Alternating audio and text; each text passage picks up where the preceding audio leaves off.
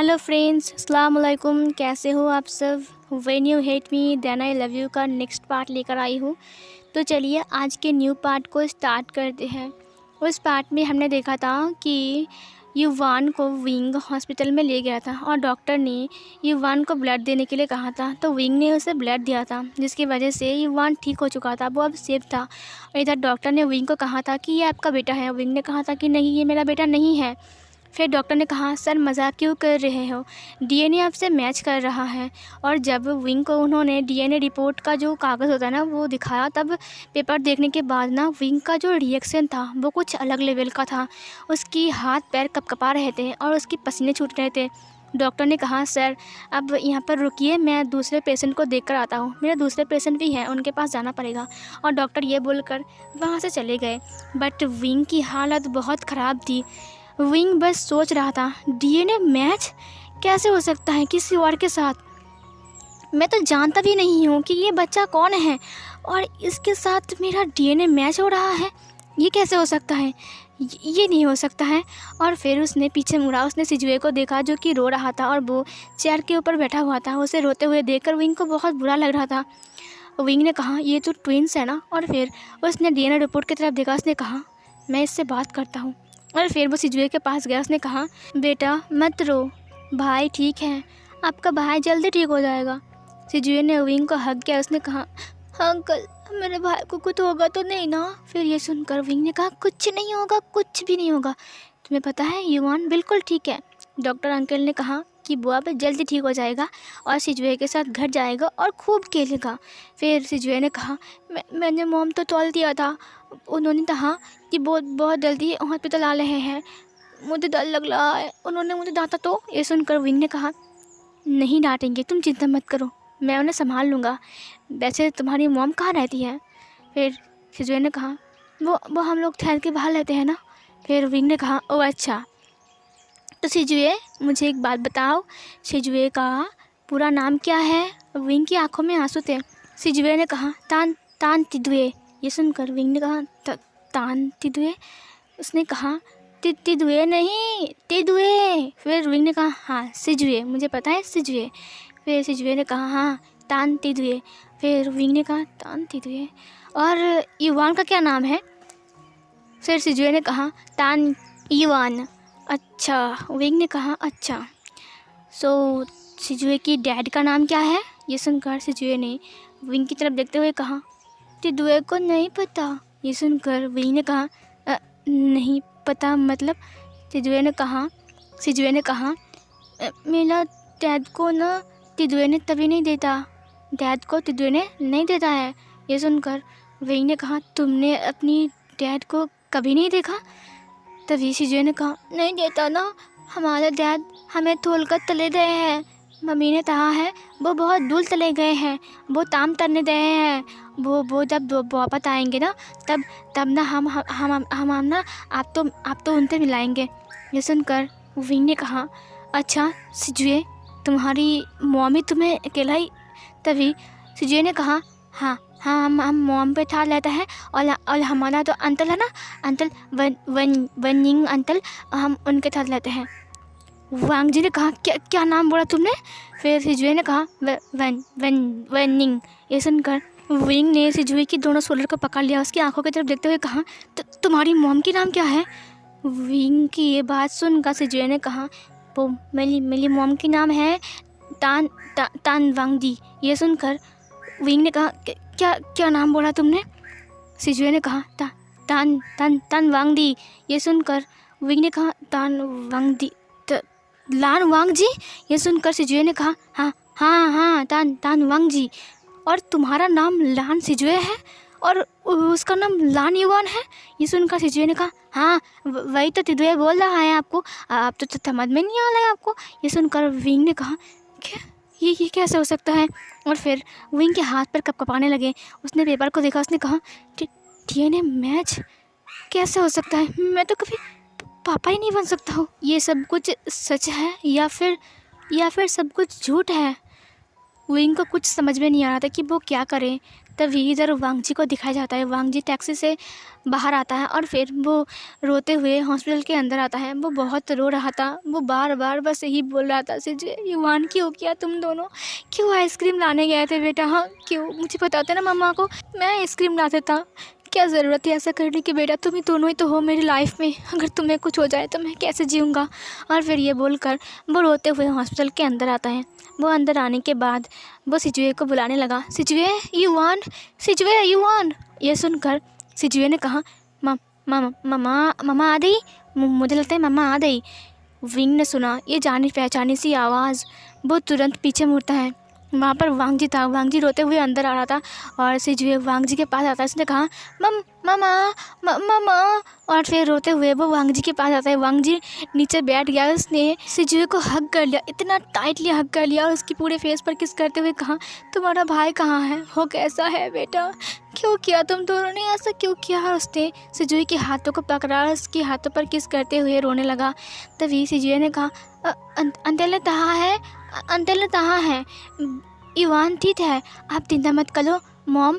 और फिर ये बोलकर वो अपनी मॉम की आंसुओं को पोंछने लगा। वांगजी ने कहा, ऐसा क्यों किया ऐसा तुम दोनों ने, बोलो क्या तुम्हें मेरे बारे में ज़रा सा भी याद नहीं आई।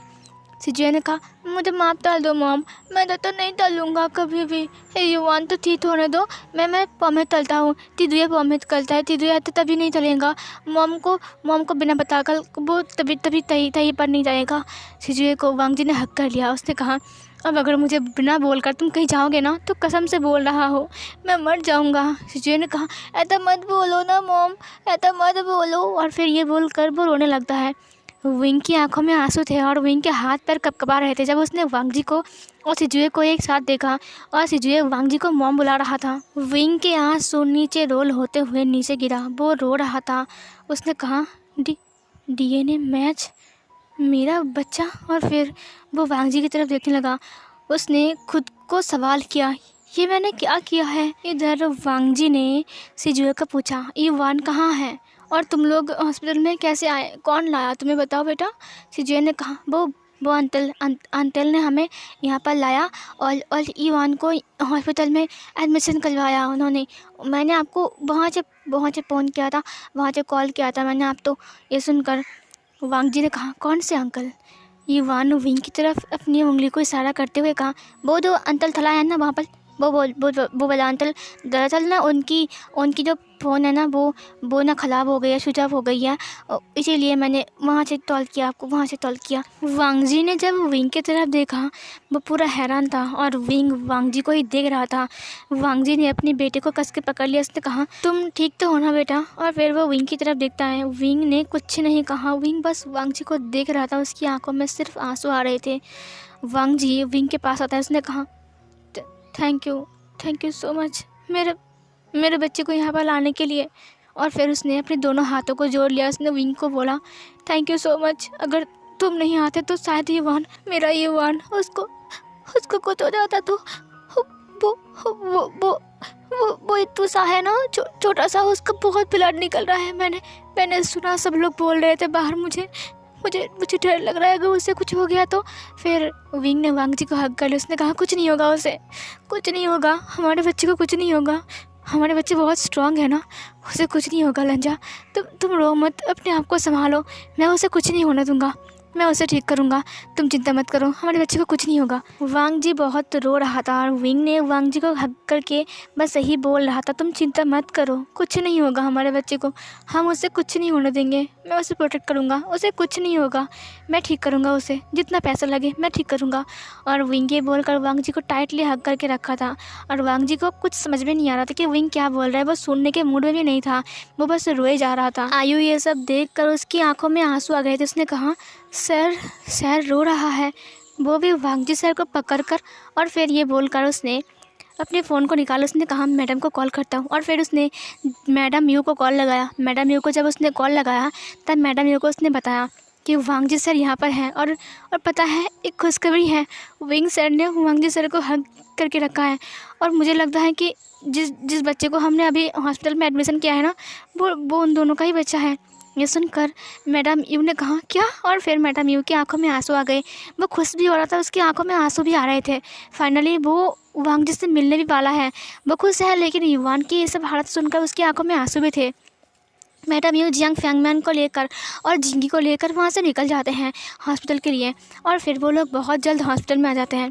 उन्होंने देखा कि सिजुए वांग जी की गोद पर है और वो सो रहा है, और वांग जी उसके बालों को सहला रहा है।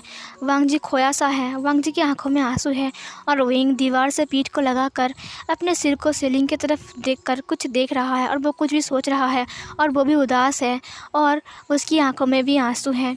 मैडम यू ने जब सिजुए को और वांग जी को देखा, वो दौड़कर उनके पास आ गई। उन्होंने जिंगी को नीचे उतारा और सिजुए की तरफ देखने लगा। लान वांग जी ने जब मैडम यू को देखा तब वो रोने लगी। उसने कहा मॉम, और फिर उसने मैडम यू को हग किया। मैडम यू ने कहा कुछ नहीं होगा, तुम शांत हो जाओ, हमारा युवान स्ट्रांग है ना, वो ठीक हो जाएगा, कुछ नहीं होगा, उसे कुछ भी नहीं होगा। विंग ने वांग जी की तरफ देखा। सिजुए उसकी गोद पर सो रहा था और वो रो रहा था। वांग जी इधर विंग वांग जी के पास आता। उसने कहा तुम इसे कब से गोद पर लेकर बैठे हो, मुझे दे दो थोड़ी देर के लिए।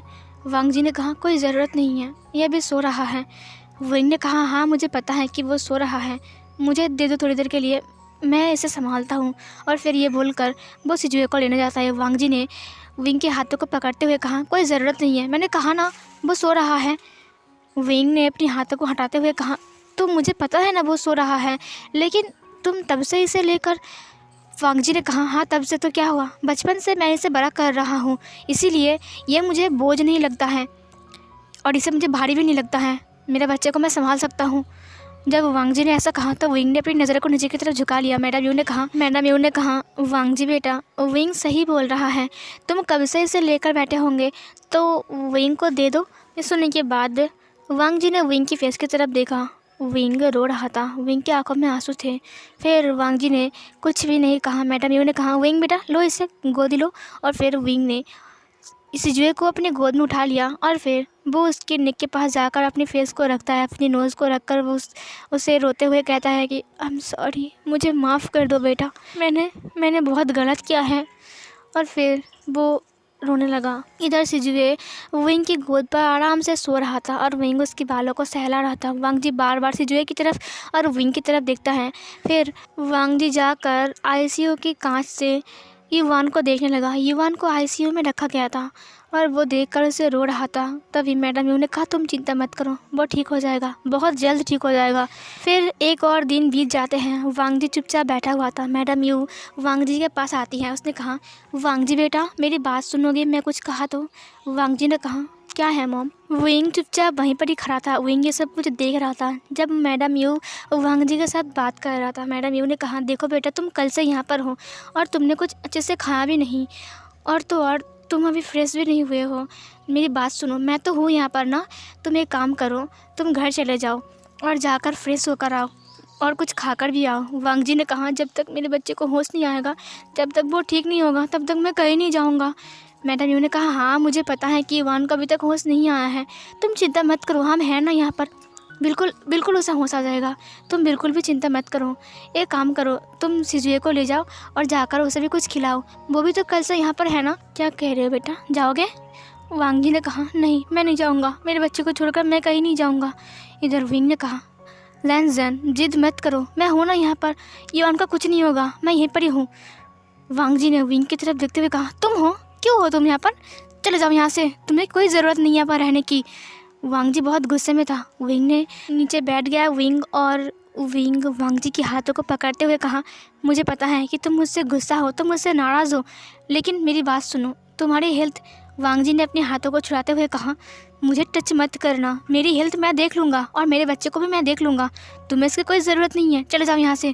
और शुक्रिया यहाँ पर मेरे बच्चे को एडमिशन करने के लिए, बहुत बहुत शुक्रिया, अगर तुम टाइम पर नहीं आते तो पता नहीं मेरे युवाओं को क्या होता, इसीलिए मैं तुम्हें कह रहा हूँ अच्छे से चले जाओ यहाँ से, कोई ज़रूरत नहीं है तुम्हारी। विंग को बहुत बुरा लगा, विंग की आंखों में आंसू आ गए। तभी वहाँ पर चैन और चैंग आ गए। सिचेन और चैंग को जब पता चला वांग जी के बारे में, तब वो लोग खुद को रोक नहीं पाए और वो अपने सारे के सारे काम को छोड़कर हॉस्पिटल में आ गए हैं। वांग जी को देखकर सिचेन रो पड़ा, क्योंकि 5 साल हो चुके हैं उसने वांग जी को नहीं देखा है, ना ही अपने नेफ्यू को देखा है। और फिर वो जाकर वांग जी को हग करता है। वांग जी अपने भाई को इतने करीब पाकर वो ज़ोर ज़ोर से रोने लगा। उसने कहा, भाई अगर कुछ हो गया गगा, अगर उससे कुछ हो गया ना तो मैं खुद को ख़त्म कर डालूँगा। इन दोनों के अलावा मेरी ज़िंदगी में और कोई नहीं है। सिचेन ने कहा, कुछ नहीं होगा, तुम चिंता मत करो, देखना युवान जल्दी से ठीक हो जाएगा, उससे कुछ भी नहीं होगा। हमारा युवान बहुत स्ट्रांग है, देखना वो जल्दी से ठीक हो जाएगा।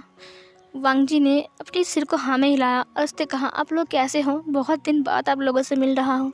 फिर उन लोगों ने कुछ बात किया। तभी मैडम यू ने कहा, विंग बेटा तुम मेरी बात सुनो, तुम सिजुए को और वांग जी को लेकर घर जाओ और फिर फ्रेश होकर यहाँ पर आना, कुछ खा कर आना। मैंने सर्वेंट को कॉल कर दिया है, वो लोग खाना कुक कर रहे हैं। वांग जी ने कहा, मुझे नहीं जाना है। फिर तभी जियांग चंग ने कहा, देखो वांग जी, मुझे पता है कि इस हालत में तुम्हें क्या फ़ील हो रहा है, मैं तुम्हें कैसे संभालूं मुझे समझ में भी नहीं आ रहा है, लेकिन अगर तुम इस वक्त ऐसा जिद करोगे ना तो कैसे चलेगा। तुम्हें अपनी हेल्थ का भी ध्यान रखना चाहिए, और तुम अपना हेल्थ का ध्यान नहीं रखोगे तो फिर अपने बच्चे को कैसे संभालोगे। वांग जी ने कुछ नहीं कहा। सब लोग वांग जी को डांट रहे थे, क्योंकि वांग जी ने कल से कुछ भी नहीं खाया है, वो कल से यहीं पर ही बैठा हुआ है।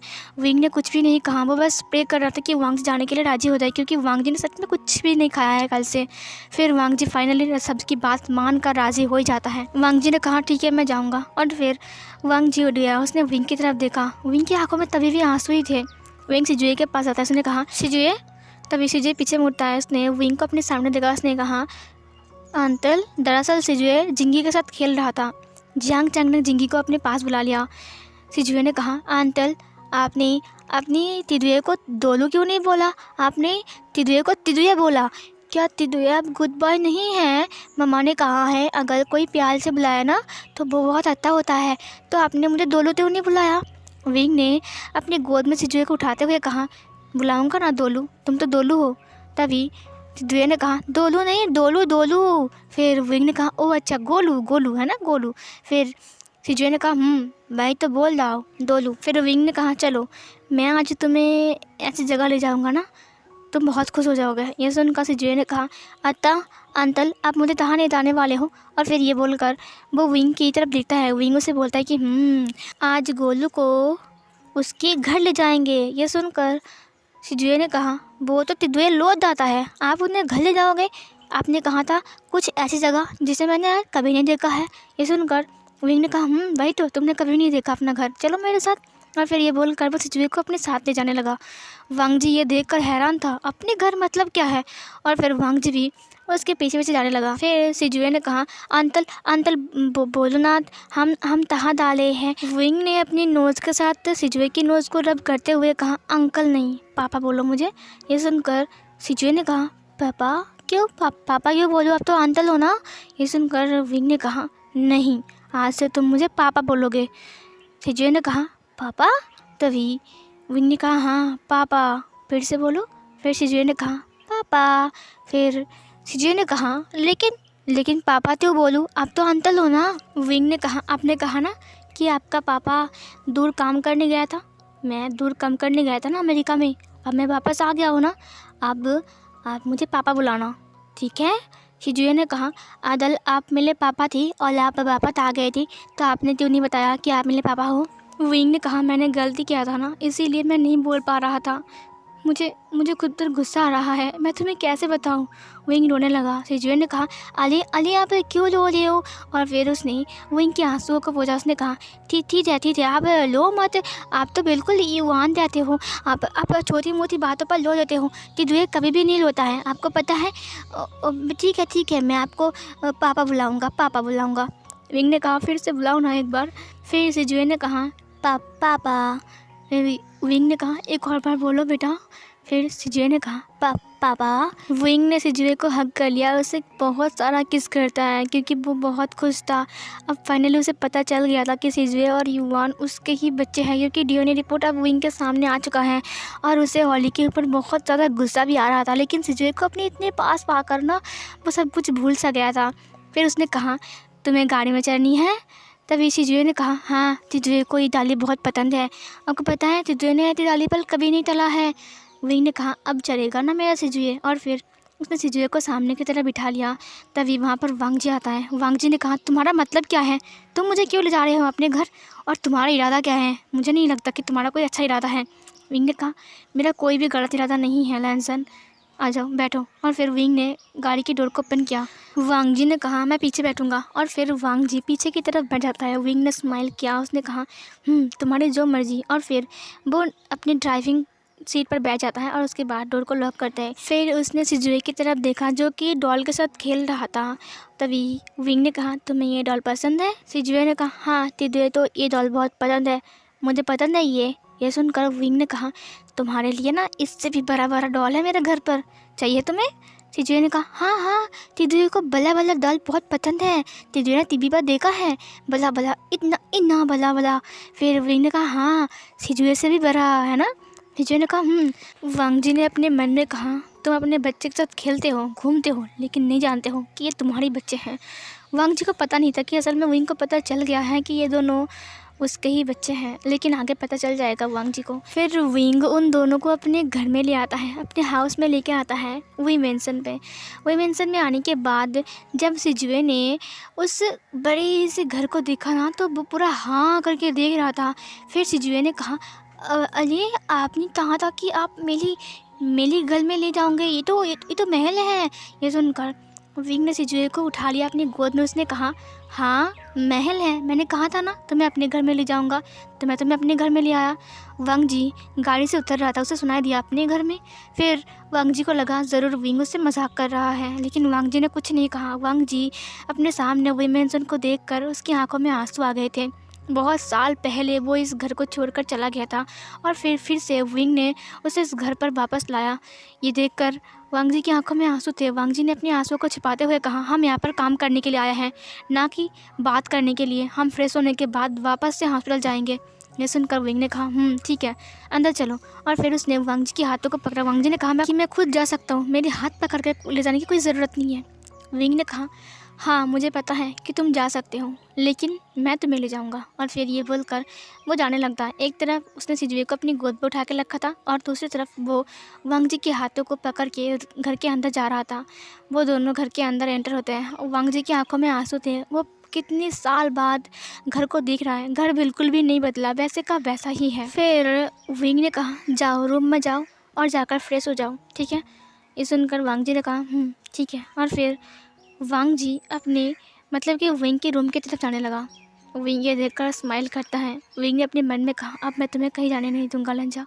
और फिर ये बोलकर उसने सिजुए की तरफ देखा। उसने सिजुए के चिक्स पर किस किया। उसने कहा, अरे पापा, आपने कहा था कि आप यहाँ पर बहुत सारा डॉल है, कहाँ है डॉल? वांग जी जब ये सुनता है ना पापा वाली वर्ड, वो पूरा हैरान था। वो पीछे मुड़ता है। उसने कहा, पापा? फिर सिजुए ने कहा, पापा कहाँ है डॉल, बोलो ना। फिर विंग ने कहा, हाँ है ना मेरे कमरे में ही, मेरे गोलू के लिए बहुत चला डॉल है मेरे पास। ये सुनकर सिजुए ने कहा, अरे पापा आप मेरी ऐसा क्यों बोल रहे हो, आप क्यों बोल रहे हो, मुझे कॉपी क्यों कर रहे हो? ये सुनकर विंग ने कहा, मैं गोलू की कॉपी कर रही हूँ इसलिए, क्योंकि मुझे गोलू बहुत पसंद है इसीलिए ना। फिर ये बोलकर उसने वांग जी की तरफ देखा। उसने कहा, क्या हुआ लंजा, जाओ फ्रेश होकर आओ। वांग जी ने कुछ नहीं कहा। वो चुपचाप जाकर अपनी बाथरूम के अंदर जाता है फ्रेश होने के लिए। और फिर उसने अपने सारे कपड़े को उतारा और फिर वहाँ टेबल के ऊपर रख दिया। और फिर वो टॉवल को लेता है और लेने के बाद वो बाथरूम के अंदर चला गया। बाथरूम के अंदर जाकर उसने शावर को ऑन किया और फिर उसने अपनी आंखें बंद कर लिया। इस तरफ विंग और सिजुए रूम के अंदर आ गए थे। विंग ने अपनी कोट को उतारा। सिजुए ने कहा, अरे वाह पापा, आपका रूम इतना बड़ा है। ये सुनकर विंग ने कहा, हाँ तुम्हारा रूम भी बहुत बड़ा है, पता है, इतना बड़ा है। ये सुनकर सिजुए ने कहा, उफ, आपने फिर से मिल तो भी किया। विंग ने कहा, हाँ आपको कॉपी कर रहे हो ना, क्योंकि मैं आपका पापा हूँ और तुम मुझे पापा बुलाना, ठीक है? सिजुए ने कहा, हाँ तुझे पापा बुलाएगा। और फिर सिजुए बेड के ऊपर उठ जाता है। उसने कहा, अरे वाह, ये बेड कितना सॉफ्ट है, मेरे घर में तो ऐसा बेड नहीं है। और फिर विंग ने कहा, तुम्हें पसंद आया ये बेड? फिर सिजुए उस बेड के ऊपर कूदने लगता है। विंग उसे देखकर हंस रहा था। उसने कहा, अरे वाह पापा, ये बेड कितना सॉफ्ट है, मुझे पसंद आया। कहा था यहाँ पर युवान होता कितना मज़ा आता। ये सुनकर विंग ने कहा, हाँ युवान भी जल्दी आ जाएगा, तुम चिंता मत करो। और ये सारी बात वांग जी को बाथरूम के अंदर सुनाई दे रहा था। सिजुए बार बार विंग को पापा क्यों बुला रहा है? सिजुए तो पहले पापा नहीं बुलाता था, वो तो अंकल अंकल बुलाता था उसे। फिर आज पापा क्यों बुला रहा है? और विंग ने भी कुछ नहीं कहा, विंग उसकी बातों पर हंस रहा है। क्या बात है? सो फिर गाइस ये वाला पार्ट यहीं पर ही ख़त्म होती है। तो चलिए अब नेक्स्ट पार्ट में देखते हैं कि अब क्या होने वाला है। तो मिलती हूँ एक और न्यू पार्ट में, तब तक के लिए बाय बाय।